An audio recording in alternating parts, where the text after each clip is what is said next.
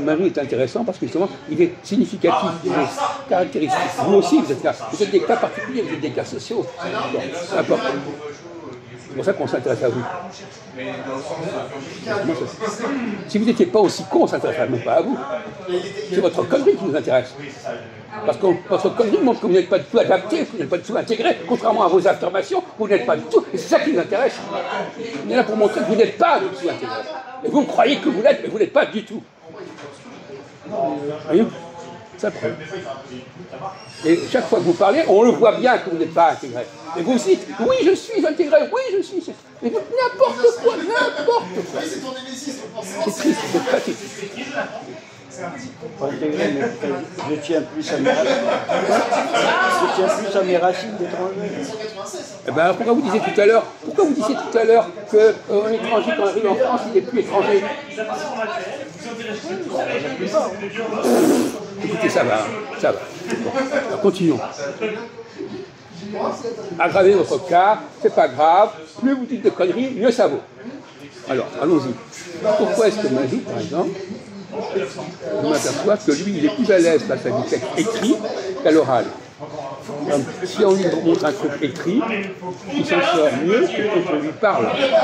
Pourquoi?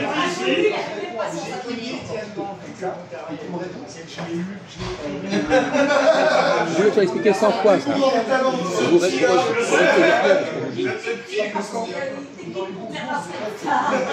Pourquoi beaucoup d'étrangers préfèrent lire qu'écouter le français? On en a parlé 100 fois. Devant ces yeux, écoutez, les yeux sont plus perfectionnés que l'oreille. Comment pas? Attendez, parlez plus fort et parlez clairement, parce que moi je comprends rien à ce que vous dites. L'œil est plus perfectionné que l'oreille. C'est tout ce que vous êtes. Voilà. Alors encore une invention complètement débile. Pourquoi en français, je parle du français, je ne parle pas de n'importe quelle langue. Pourquoi en français, les gens sont plus à l'aise avec l'écrit qu'avec l'oral, les étrangers? Pourquoi? Répondez à cette question, essayez de répondre. On vous l'a déjà dit 100 fois, et vous l'avez oublié.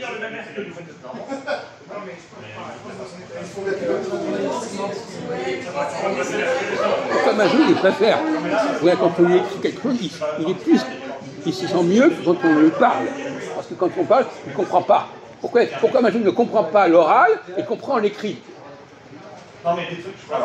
Il a un meilleur niveau de compréhension à l'écrit qu'à l'oral. Pourquoi? En français. Alors c'est marrant, tu dis, nous pendant la pêche, on vous l'a dit 100 fois, vous avez complètement oublié.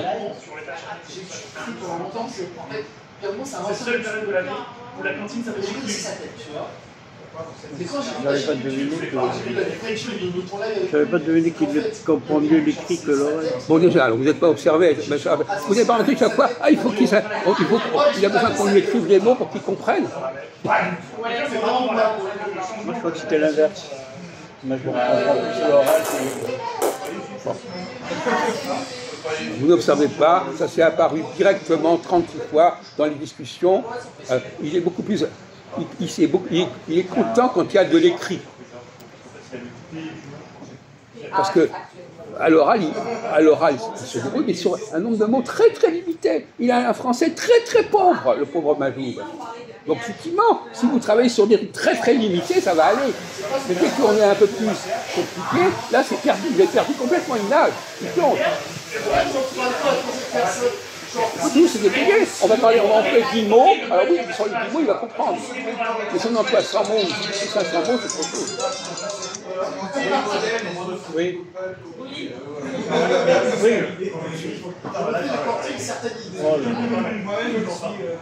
Ça y est, alors répondez à cette question.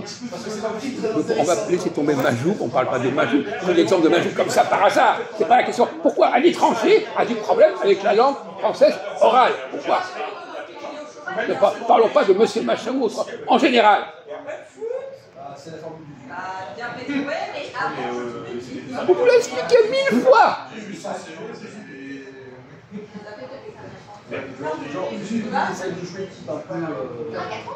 Qu'est-ce qui fait la difficulté de la langue française?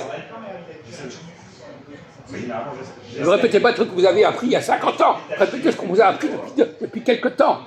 Ne reprenez pas vos histoires de vos vieux clichés que vous avez entendus, je ne sais pas combien de siècles. Quoi? Moi, je comprends pas. L'articulation, qu'est-ce que ça veut dire votre mot articulation? La difficulté en français, c'est bien articulé. Ça veut dire quoi articuler? Enfin, bon, d'accord. Alors essayez d'employer d'autres mots, essayez de dire ça autrement. On ne comprend pas ce que ça veut dire. Les gens qui vous écoutent, ils ne comprennent pas ce que vous entendez par articulation. Pourquoi est-ce que... Par les liaisons. Quoi? Oui. La prononciation. D'accord. Bon. Alors voilà une bonne réponse.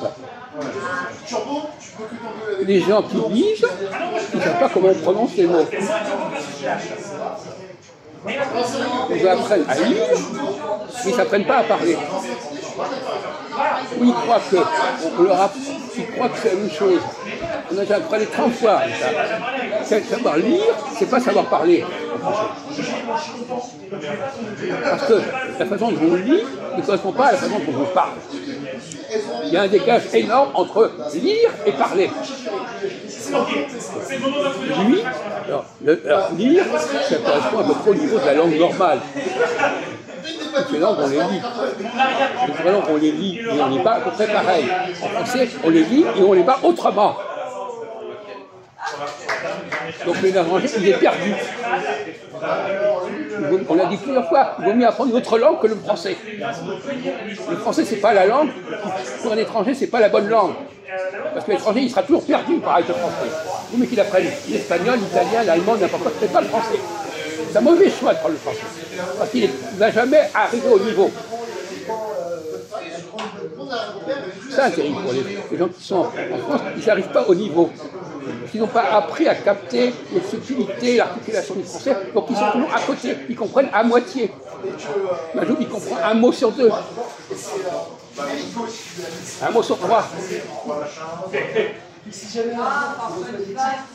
Parce que justement le français est une langue où il y a des règles de prononciation, même les Français qui ne connaissent pas mais qui pratiquent, ils mangent des mots, ils les avalent, ils les rapprochent, etc. Tout ça, l'étranger, il est perdu. On ne dit pas que les étrangers en France, ils sont à leur aise, ils ne sont pas du tout à leur aise, les étrangers en France. Ils sont perdus. Non, vous disiez des Français, un étranger il arrive en France, ça y est terminé, il est intégré. Vous plaisantez, mon pauvre ami. Vous plaisantez, vous criez, vous mentez. Les étrangers, ils n'arrivent jamais au bon niveau. Jamais. Il y a des clochards partout. Quoi? C'est quoi? Il y a des clochards partout. Oui. Ils sont dans l'étranger, soit les Français. Non, on ne parle pas de ça, non. Non, sortez ça, vous conneries. On parle pas on parle des étrangers, on ne parle pas des clochards français. Les clochards français, c'est un autre problème. C'est un autre problème. Oh, vous essayez de vous régler, vous essayez de vous arranger dans votre tête comme ça. Voilà, vous faites votre petit cinéma, votre petit cinéma pour vous rassurer. Hein, pour dire, oh, mais les autres aussi sont pareils, etc. Non. La plupart des étrangers ne comprennent pas bien le français. Ils le lisent, ils ne comprennent pas quand on leur parle. Ils font semblant de comprendre. Ils croient comprendre. Ils font comme s'ils comprenaient. C'est comme quelqu'un qui est sourd, il fait semblant d'avoir entendu. Ils font semblant. L'étranger, c'est quelqu'un qui n'arrête pas de faire semblant.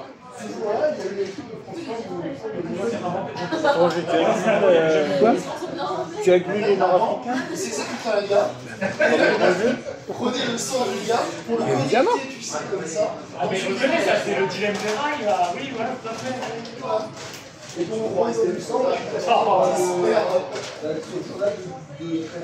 Oui, vous avez un mot étranger, vous avez un problème avec le mot étranger. Apparemment, c'est toi qui as... Non, vous avez un problème, vous ne supportez pas le mot étranger. Vous essayez de le maquiller, de le changer, de le voilà. Se servir de votre système.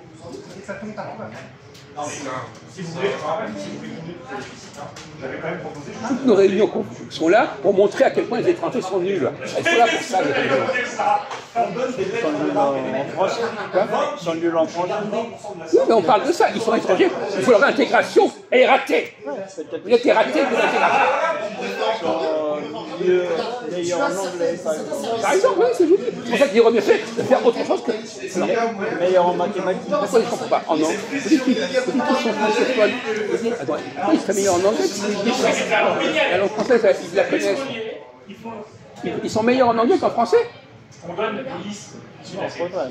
Alors que vous en dites n'importe quoi. Il n'aura pas dépassé ses cibles. Vous essayez de vous en sortir comme vous pouvez, là. Hop, vous êtes en train de vous noyer, alors vous essayez de vous accrocher aux branches.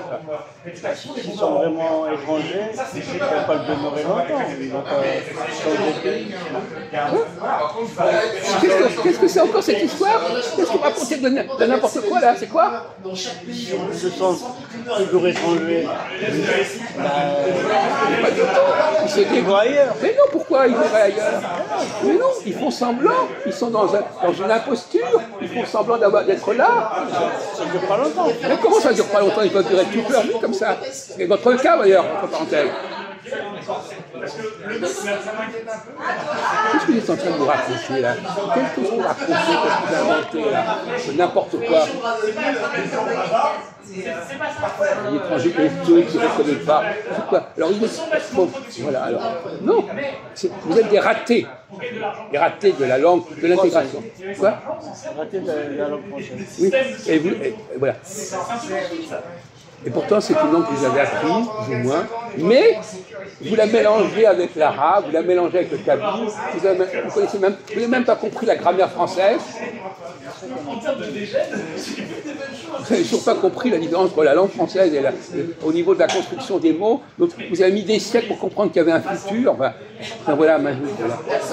Oui, mais à ma surprise, il paraît que les arabophones algériens, ils maîtrisent parfaitement l'arabe. Ça m'a surpris, parce que moi je n'ai pas vécu constamment auprès d'eux. Pareil, je parle l'arabe, un arabe parfait.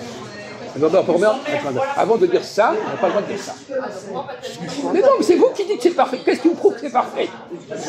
Mais vous connaissez l'arabe parfait, vous? Non, je connais. Arrêtez! Arrêtez! J'arrive à suivre. Hein? Vous n'êtes pas un critère, vous n'êtes pas une référence. Non mais écoutez, vous prenez cours qui exactement là? Vous avez un tout petit niveau d'arabe, vous croyez que c'est l'arabe parfait? Vous connaissez... Non mais vous vous moquez du monde là. À l'écoute, j'arrive à... Vous vous moquez du monde. Tout le monde. Vous foutez du monde là. Vous n'avez aucune référence, aucune crédibilité à dire que quelqu'un parle l'arabe parfait, parce que vous n'avez pas l'arabe parfait. C'est impossible. Alors c'est amusant ça. Quelqu'un qui ne connaît pas la langue française peut dire que celui-ci parle le français parfaitement. Je vis, moi. Quoi? Quoi? Je vis, je parle bien. Parler bien une langue, c'est ne pas mélanger l'un à l'autre. Alors ça, c'est amusant. Quand quelqu'un qui ne connaît pas parfaitement une langue, ne veut pas dire que quelqu'un parle une langue parfaitement. C'est une impossibilité mathématique. On préférait sur les Indiens. Moi, par exemple, je peux dire que quelqu'un connaît parfaitement une langue, mais vous ne pouvez pas le dire, vous. Alors vous avez dit, vous devinez, je n'ai pas entendu. Quoi? Intuition. Oui, c'est ça. Écoutez, hein.